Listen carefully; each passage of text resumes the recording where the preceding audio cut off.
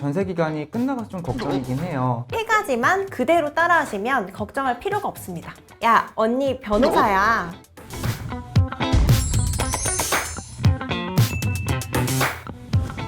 얼마 전에 아는 동생이 전세 기간이 끝나가는데 전세금을 돌려받지 못할까봐 걱정하더라고요. 그래서 제가 뭐라고 했는지 아세요? 뭐라고 하셨어요? 야, 언니 변호사야. 꼭 필요한 법률 상식만 쏙쏙 변호사가 알려드립니다. 지금부터 알아보증!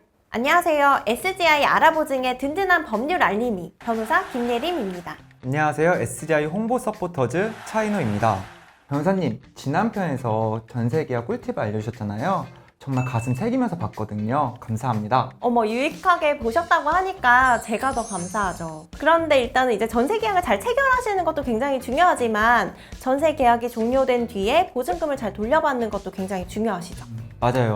저도 전세 계약을 할 때 전세금 보험에 가입을 했거든요. 근데 지금 전세 기간이 끝나가서 좀 걱정이긴 해요. 만약 제가 전세금 보험에 가입하지 않았더라면 조금 불미스러운 일이 생기지 않았을까라는 생각이 들더라고요. 일단 전세금은 금액이 크잖아요. 그렇기 때문에 또 한 푼, 두 푼 소중하게 모으신 돈이니까 절대 사수해야겠죠. 그러면 저희가 전세금을 지키기 위해서 꼭 해야 될 일이 있잖아요. 어떤 게 있을까요? 오늘 제가 알려드리는 세 가지만 그대로 따라하시면 걱정할 필요가 없습니다. 자, 그럼 오늘 여기서 제대로 배워보도록 하겠습니다.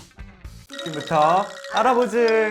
먼저 가장 중요한 첫 번째, 임대인에게 이번에 전세 계약 끝내겠습니다 라고 미리 2개월 전에 통지를 하시는 거예요.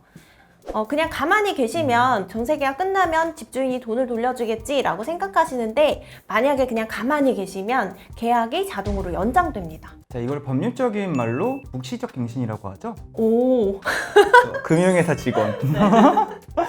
네, 이런 묵시적 갱신을 막으려면 집주인에게 아무리 늦어도 2개월 전에는 통보를 하셔야 돼요. 그런데 이게 좀 주의하셔야 될 것이 최근에 법이 바뀌었거든요. 그래서 2020년 12월 10일 이전에 임대차 계약을 체결하셨다라고 하면 계약이 끝나기 1개월 전까지만 통지를 하시면 되고요. 그 이후에 체결하신 경우에는 2개월 전까지는 통지를 하셔야 됩니다. 만약 깜빡해서 2개월 전에 하지 못했다라면 어떻게 되나요? 그러면 법률적으로 묵시적 갱신이 돼서 임대차 계약이 2년 연장된다고 보시면 돼요. 그렇다고 해서 임차인이 이제 2년 동안 무조건 살아야 되냐? 그건 아니거든요. 그래서 임차인 같은 경우에는 언제든지 해지 통보를 하실 수가 있어요. 그러면 해지 통보를 하고 3개월이 지나면 해지가 되거든요. 묵시적 갱신이 됐을 경우에는 전세금을 돌려받기 위해서는 3개월이라는 시간이 필요하다는 말씀이신 거잖아요. 네, 맞아요. 전세기간 만료 2개월 전에는 꼭 이걸 챙겨야 되겠네요. 네, 그렇습니다. 그리고 여기서 제가 꿀팁을 하나 알려드리겠습니다.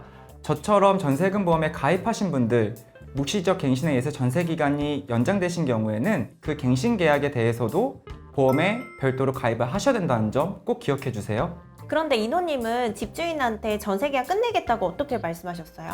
저 사실은 집주인분이 얼마 전에 저희 증권을 발급하러 오셨었어요. 그때 저는 그냥 구두로 전세계약 연장 안 하겠다고 말씀을 드렸거든요. 근데 그럼 큰일 나요. 왜요? 보통 이런 때 사고가 정말 많이 발생하거든요. 그러니까 만나서 말씀하시면 증거 하나도 안 남잖아요. 그쵸? 그래서 확실하게 하시려면 내용 증명을 발송하시는 게 좋죠. 그런데 가만 보면 내용 증명 작성하시는 거 굉장히 어려워하는 분들 많으신 것 같아요. 그래서 이런 분들을 위해서 제가 팁을 한 가지 드리자면 그냥 편지라고 생각하시면 돼요. 편지는 그냥 상대방한테 하고 싶은 말 적으시는 거잖아요. 그런데 다만 이제 임대차 계약과 관련해서 임대차 계약의 체결 일자라던가 뭐 끝나는 날짜라던가 그리고 계약 해지 의사표시 이런 것들은 반드시 담겨져 있어야 되겠죠. 그래서 어렵게 생각하실 필요가 전혀 없어요. 그래도 이게 좀 번거롭다 싶으신 분들은 반드시 꼭 적어도 날짜라도 확인이 되는 카카오톡이나 문자 메시지를 남겨두세요. 자, 이렇게까지 증거를 확보하셨다면 이제 두 번째 팁. 세입자도 전세 계약을 종료하기 위해서 적극적으로 매물을 내놓으셔야 돼요. 그냥 집주인이 알아서 하겠지라고 기다리시면 이제 집주인이 자기가 자주 거래하는 부동산 한 군데에만 내놓을 수도 있잖아요. 그렇게 되면 세입자가 좀 구하기가 어려울 수가 있거든요. 그래서 이제 임차인 입장에서도 여러 군데 이제 부동산에 매물을 내놓는다거나 이렇게 세입자를 구하기 위해서 좀 적극적으로 행동하셔야 될 필요가 있는 거죠. 임대인 사정에 따라서 세입자가 들어와야 보증금을 돌려줄 수 있는 경우도 있기 때문에 좀 적극적으로 매물을 내놓으실 필요가 있어요. 저 이것까지 생각을 못했어요. 저는 단순하게 집주인 책임이거니 생각하고 집주인 알아서 해주겠지라고 생각을 했는데 이게 확실히 변호사님 말씀을 듣고 보니까 확실히 체감은 되네요.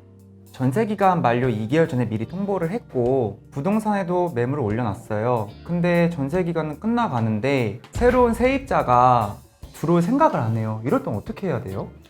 이러면 정말 걱정 많이 되실 거예요. 여기서 세 번째 팁. 절대 주소를 옮기지 마시고 보증금을 반환해 달라고 내용 증명을 보내세요.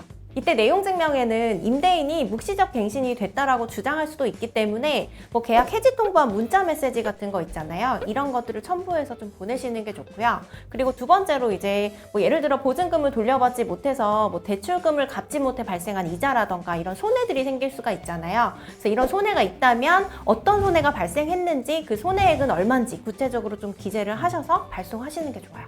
근데 만약에 정말로 이사를 가야 되는 상황이 생길 수가 있잖아요. 예를 들면 청약에 당첨됐다던가 할 때 이럴 때는 어떻게 하면 좋아요? 아시겠지만 그냥 이사를 하시면 대항력과 우선 변제권이 사라져 버리거든요. 그러면 이제 경매에 만약에 붙여졌다라고 했을 때 내 보증금을 변제를 받지 못하게 되는 상황이 올 수가 있어요.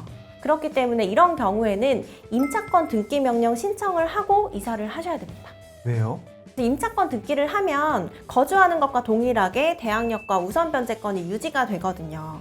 소재지 관할 법원에 가시면 쉽게 신청할 수가 있으니까 꼭 기억해 두세요. 꼭 기억해 두세요. 집주인님이라고 해야 되는 거 아니에요? 아는 것이 힘이라는 말이 있죠. 오늘 알려드린 내용은 전세금 반환과 관련해서 정말 큰 힘이 될 수 있다는 거 꼭 기억해 두셨으면 좋겠습니다. 저처럼 전세기간 종료를 앞두신 분들한테는 정말 큰 도움, 정말 꿀팁이 될 것 같아요. 다음 시간에도 더 유익한 내용으로 만나길 기대하면서 안녕!